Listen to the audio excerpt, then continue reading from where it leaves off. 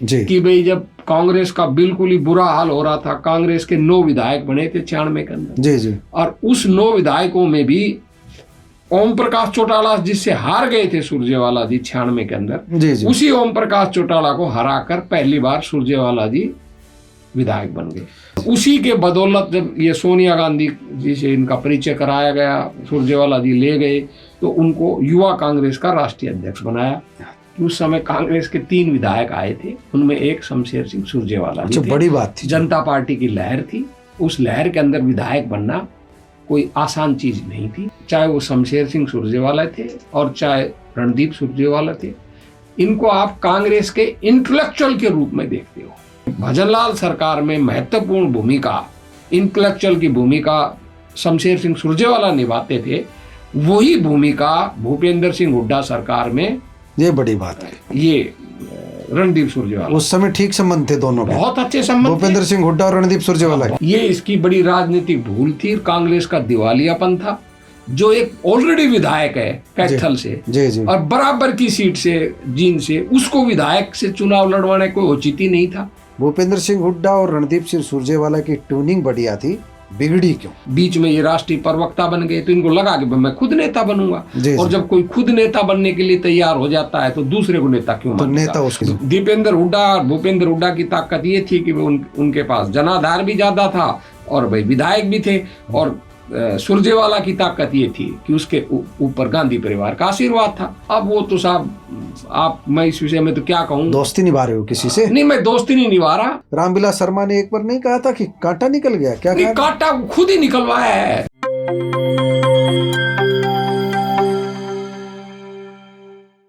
प्यारे दोस्तों, शादर अभिवादन। मैं हूं महेश कुमार वैद्य और आप देख रहे हैं एनजेपी हरियाणा। दोस्तों, आप जानते हैं पिछले कई दिनों से एनजेपी हरियाणा पर हमने एक सीरीज चलाई हुई है, राजनीतिक विरासत और हरियाणा। उसी सीरीज की यह 6ठी कड़ी है और 6ठी कड़ी में हम चर्चा करेंगे शमशेर सिंह सुरजेवाला परिवार की, इस परिवार की राजनीतिक विरासत की, शमशेर सिंह सुरजेवाला से लेकर के उनके पौत्र आदित्य सुरजेवाला तक, रणदीप सिंह सुरजेवाला की भी बात करेंगे, आदित्य की भी बात करेंगे और शमशेर सिंह सुरजेवाला की राजनीति पर भी बात करेंगे। यह परिवार आज भी राजनीति में मजबूती के साथ हम जमा हुआ कह सकते हैं। कांग्रेस में संगठनात्मक स्तर पर रणदीप सुरजेवाला ने बड़ी पहचान बनाई हुई है, आप सब जानते ही हैं। लेकिन हम इस परिवार की राजनीतिक समीक्षा के लिए बात करेंगे वेद प्रकाश विद्रोही से। वेद प्रकाश विद्रोही लगातार इस मंच पर, एनजेपी हरियाणा के मंच पर समीक्षा के लिए आ रहे हैं हमारे पास, और 6ठी किस्त में रणदीप सिंह सुरजेवाला परिवार की हम बात करेंगे। और एक बात लगातार मैं कहता रहा हूँ, ये राजनीतिक समीक्षक की हैसियत से हमारे साथ मौजूद हैं। 50 वर्ष का जो इनका राजनीतिक तजुर्बा है, उस तजुर्बे के आधार पर हमने इनको यहाँ पर आमंत्रित किया हुआ है। कोई कांग्रेसी नेता की हैसियत से यहाँ पर मौजूद नहीं है। दूध का दूध और पानी का पानी आप जानते हैं, दर्शक जानते हैं। आप कमेंट बॉक्स में जाकर इनकी बातों से सहमति और असहमति व्यक्त कर सकते हैं। आपकी असहमति का भी सम्मान है और आपकी तारीफ का भी सम्मान है। ऐसा नहीं है कि हम अपनी आलोचना नहीं सुन पाएंगे, हम तसल्ली के साथ जो आपकी आलोचना है उसे भी सुनेंगे और उस बात का ध्यान रखेंगे कि कोई गलती भी अगर आंकड़ों में तथ्यात्मक होती है तो उसमें आने वाली वीडियो में हम सुधार करें। लेकिन विद्रोही जी कई बार बता चुके हैं कि वह इतिहास की बात नहीं कर रहे हैं, वे केवल राजनीतिक समीक्षा कर रहे हैं और राजनीतिक समीक्षक की हैसियत से हमारे साथ मौजूद है। विद्रोही जी, आपका बहुत बहुत धन्यवाद। धन्यवाद। सीधे सवालों पर आते हैं। रणदीप सिंह सुरजेवाला कांग्रेस में अब शिखर पर है संगठनात्मक स्तर पर, और उनके पिताजी शमशेर सिंह सुरजेवाला और उनके बेटे आदित्य सुरजेवाला। तो सुरजेवाला परिवार की राजनीतिक विरासत की बात करेंगे। शमशेर सिंह सुरजेवाला का राजनीति में उदय कैसे हुआ, सबसे पहले तो यहीं से शुरुआत करते हैं। क्या उनसे पहले भी कोई पारिवारिक पृष्ठभूमि है या शमशेर सिंह सुरजेवाला के साथ ही इस परिवार की राजनीति शुरू हुई है? देखिए, सुरजेवाला परिवार की राजनीति शमशेर सिंह सुरजेवाला से ही शुरू हुई है। ये बड़े जमींदार हैं, बड़ी पैसे वाले हैं। पहली बार 1967 के अंदर ये आरपीआई के तहत विधायक बने और उस जमाने में विपक्ष के नेता राव वीरेंद्र सिंह जी होते थे, उनके इनके अच्छे संबंध रहे। तो पहली बार ये 1967 से लेकर 68 तक एक अल्पकालीन समय तक विधायक रहे। उसी दौर के अंदर आदरणीय राव साहब मुख्यमंत्री भी बने थे। जी जी। उनकी सरकार 67 में बने। उनकी सरकार गिर गई, उपचुनाव हुआ जी जी सुरजेवाला जी ने चुनाव लड़ा, वो चुनाव हार गए। जी जी उसके बाद 1977 के अंदर दूसरी बार सुरजेवाला जी कांग्रेस की टिकट पर चुनाव जीते, मतलब फिर कांग्रेस में आ गए। आ गए।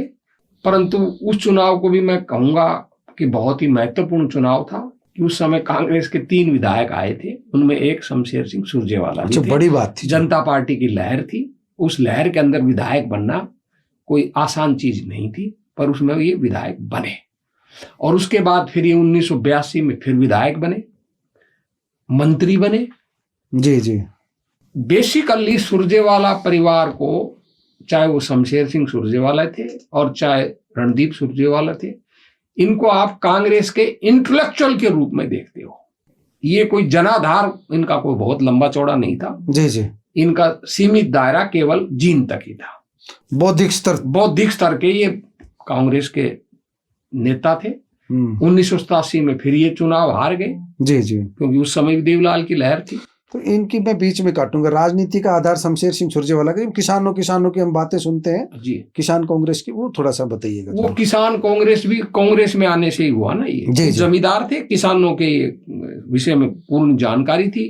खेती घाटे का सौदा है, किसानों के जो मुद्दे हैं, ये शमशेर सिंह सुरजेवाला भी उठाते थे, बाद में ये भी उठाते थे।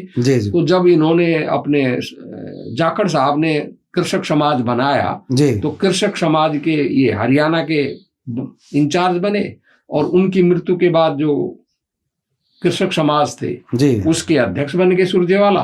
और जो फिर बाद के अंदर किसान कांग्रेस जी, कांग्रेस का जो अधिकृत संगठन है, उसके राष्ट्रीय अध्यक्ष बना दिए इनको, सुरजेवाला जी को। सुरजेवाला जी 91 में फिर विधायक बने, मंत्री बने। फिर ये 92 के अंदर चले गए राज्यसभा के अंदर। तो 92 से 98 तक ये राज्यसभा में रहे। तो इनकी जो सीट खाली हुई थी नरवाना में 1993 के अंदर, उस पर पहली बार रणदीप सुरजेवाला ने चुनाव लड़ा। वो ओम प्रकाश चौटाला जी से चुनाव हार गए। इनेलो के रूप में ओम प्रकाश चौटाला जी जीत गए, ये चुनाव हार गए। फिर 96 में चुनाव हुआ। 96 के अंदर भी वही बात हुई जो 1977 के अंदर हुई थी कि भाई जब कांग्रेस का बिल्कुल ही बुरा हाल हो रहा था, कांग्रेस के 9 विधायक बने थे 96 के अंदर। और उस 9 विधायकों में भी ओम प्रकाश चौटाला जिससे हार गए थे सुरजेवाला जी 96 के अंदर, उसी ओम प्रकाश चौटाला को हराकर पहली बार सुरजेवाला जी विधायक बन गए। तो ओम प्रकाश चौटाला को हराना बड़ी बात थी, इसलिए उनका नेतृत्व उभरा। तो उस समय लीडरशिप उभरी। और उसी के बदौलत जब ये सोनिया गांधी जी से इनका परिचय कराया गया, सुरजेवाला जी ले गए, तो उनको युवा कांग्रेस का राष्ट्रीय अध्यक्ष बनाया। अच्छा। तो अच्छी तो नॉलेज तो इनको भी उतनी है। फिर तो परवान चढ़ना 2000 में फिर हार गए ये, विधानसभा चुनाव हार गए। और 2005 के अंदर फिर ये विधायक बन गए, और 2005 में बने, 2009 में बने। और फिर ये उस जो भूपेंद्र हुड्डा सरकार थी, जिस तरह भजनलाल सरकार में महत्वपूर्ण भूमिका, इंटेलेक्चुअल की भूमिका शमशेर सिंह सुरजेवाला निभाते थे, वही भूमिका भूपेंद्र सिंह हुड्डा सरकार में, ये बड़ी बात है, ये रणदीप सुरजेवाला। उस समय ठीक संबंध थे दोनों के, बहुत अच्छे संबंध, भूपेंद्र सिंह हुड्डा और रणदीप सुरजेवाला बहुत अच्छे संबंध थे। सरकार के महत्वपूर्ण अंग थे। इंटेलेक्चुअल जो मैं बताया, बहुत, इनके फादर का भी यही रोल था, इनका भी यही रोल था। और स्वयं सुरजेवाला जो शमशेर सिंह सुरजेवाला, वो भी कैथल से विधायक थे 2005 से 9 तक। रणदीप भी और शमशेर सिंह दोनों पिता पुत्र दोनों विधायक थे 2005। क्योंकि उन्होंने ये इधर तो सीट दे दी अपने बेटे को और खुद चले गए कैथल के अंदर। ठीक है। और फिर ये डिलिमिटेशन हो गया। डिलिमिटेशन होने से जो नरवाना की सीट तो रिजर्व हो गई। उस सीट के रिजर्व होने के कारण 2009 में शमशेर सिंह सुरजेवाला ने खुद बैकआउट कर दिया और अपने बेटे को अपनी सीट कैथल की सौंप दी, जिसे विरासत कह सकते हो। और शमशेर सिंह सुरजेवाला का जो चुनावी राजनीति का वो अंत हो गया, और रणदीप सुरजेवाला की एंट्री हो गई चुनावी राजनीति तो पहले विरासत की राजनीति, मतलब विरासत में एंट्री हो गई कि अब वो सुरजेवाला परिवार का एक तरह से विरासत जिसे वो दोनों तरह सौंप दी कि भाई एक तो अपनी सीट दे दी और दूसरी तरफ खुद चुनावी बैकफुट पे आ गए, सक्रिय राजनीति, चुनावी राजनीति छोड़ दी। ठीक है। पार्टी की राजनीति में रहे, वो किसान कांग्रेस के अध्यक्ष रहे, पर चुनावी राजनीति भी छोड़ दी और पारिवारिक विरासत भी दे दी। इसके बाद का और 2009 में फिर ये फिर मंत्री बन गए जी, और फिर ये 2014 के अंदर जो चुनाव हुआ जी जी, सुरजेवाला जी, उसके अंदर भी विधायक बन गए। फिर ये बाद में ये 2019 के अंदर जो थे उसमें हार गए जी। इन्होंने। बीच में एक उपचुनाव हुआ था जिनके अंदर ये विधायक रहते ही चुनाव लड़ा। जी जी। तो उस समय मैं भी कांग्रेस में ही था जी और मैंने कांग्रेस में रहते हुए कहा था कि मैं लिखित रूप से पोस्ट की थी मैंने जी कि जी।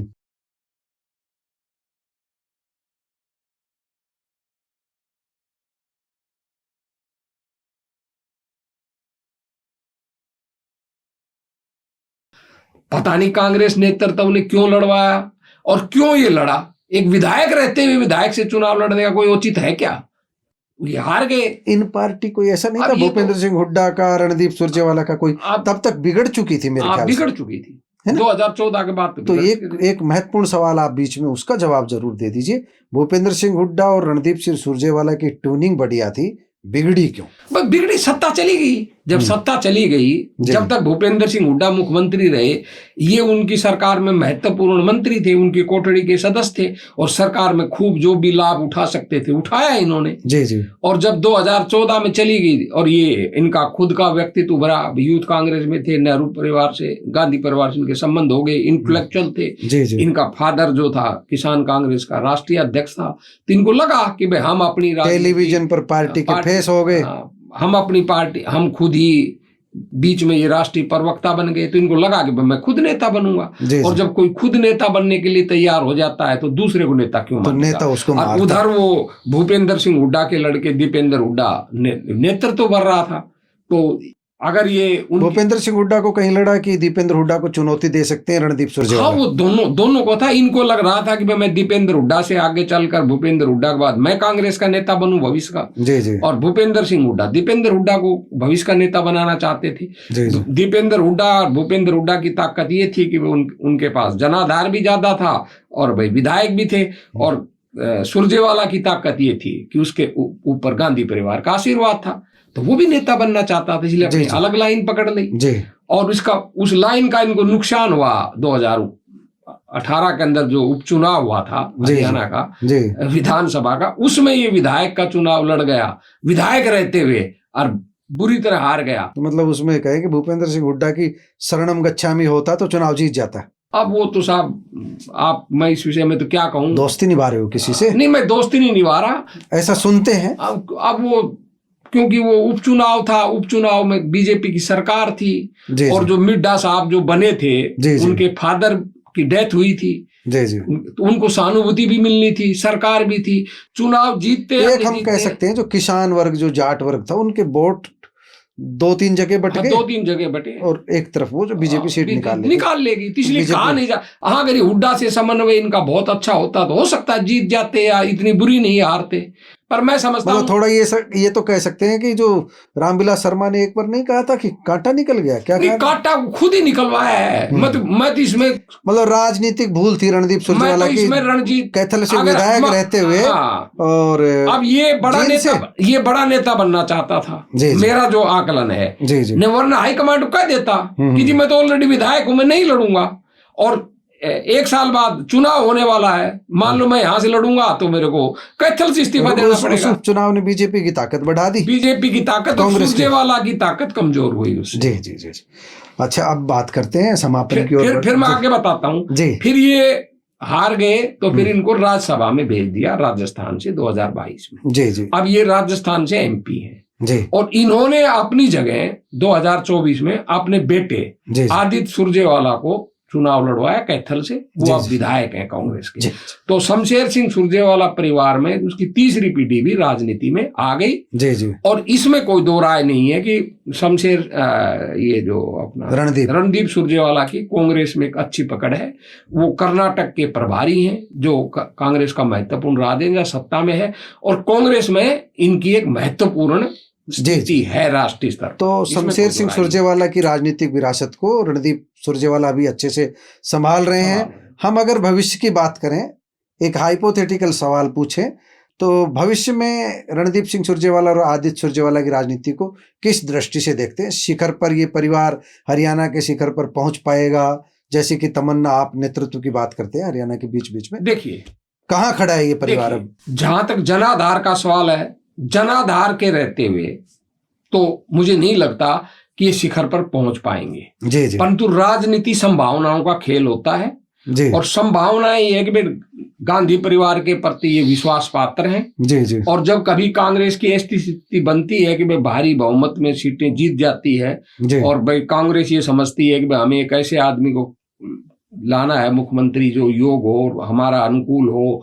और साथ में इंटेलेक्चुअल भी हो, तो उस स्थिति के अंदर ही मुख्यमंत्री बन सकता है। जी जी पर जनाधार के रहते हुए दीपेंद्र हुड्डा के, क्योंकि दोनों एक ही समुदाय के हैं, जी जी दीपेंद्र हुड्डा और ये, और दीपेंद्र हुड्डा का जनाधार बड़ा है, जी उस जी स्थिति में इतना आसान नहीं है कि भाई ये हरियाणा के मुख्यमंत्री बन जाएं। पर राजनीति में कुछ भी असंभव शब्द नहीं होता, उस रेस में जरूर है, इतना मैं कहूंगा। पर अगर वो मुख्यमंत्री बनेंगे तो जनाधार की वजह से नहीं बनेंगे, कांग्रेस हाईकमांड के आशीर्वाद से बनेंगे। व्यक्ति योग है, इसमें कोई दो राय नहीं। धन्यवाद विद्रोही जी।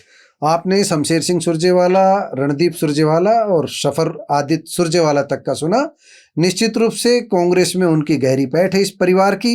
कभी मौका लगा तो शिखर पर भी पहुंच सकता है, लेकिन अति महत्वाकांक्षा से दूर रह करके शांति के साथ सुरजेवाला परिवार को अपनी राजनीति करनी होगी।